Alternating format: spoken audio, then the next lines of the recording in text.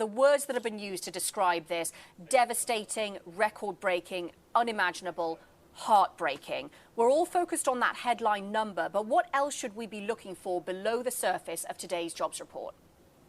That's right. They're definitely likely to confirm just all those awful adjectives you threw out there. But the depth and pain and exactly what segments this is hitting of the population is what we'll be looking for in this more comprehensive report. So it's likely to be 27 times the worst of the unemployment we saw during the great financial crisis. But it's going to be interesting to see who exactly has been hardest hit.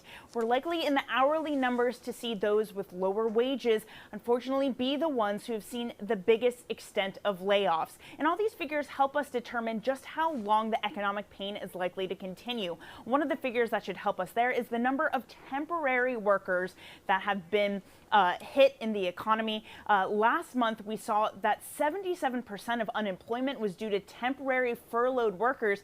That's actually a positive number because it means once the economic taps are turned back on, they can more easily get back into the workforce. But if more of those temporary layoffs are becoming permanent, that obviously means a longer extension of the time we need to recover. And finally, another important figure will be the U6 number. That's underemployment. So we know that there are people who can't find jobs, but what about the people who have stopped looking in general? If that gap continues to grow, it means that not only is the unemployment figure grim, but there's also a lot of despair and negative sentiment around the jobs market as well, Nara. Yeah, and Dani, the ADP report earlier this week showed that jobs losses have been pretty broad-based across industries. So guess we'll see if that's confirmed as well in the non-farm payrolls. But meanwhile, we saw equity markets shrug off the jobless claims data again yesterday. The bond markets are telling a little bit of a different story, though.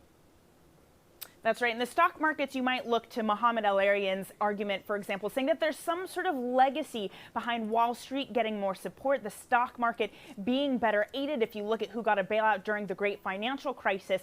But as you say, there are signs in the bond market that there has been a reaction with investors, traders, for really the first time pricing in sub-zero rates in the U.S. It might be a technical blip. We did see the Treasury come out with a whopper schedule of refunding, but at the same time, we saw the movement occur during these unemployment grim figures that we were getting. So it might be traders saying the Fed is going to have to act more in order to support the economy, or traders could also be looking at the payrolls figures and saying we need to start hedging against disinflation, Nara.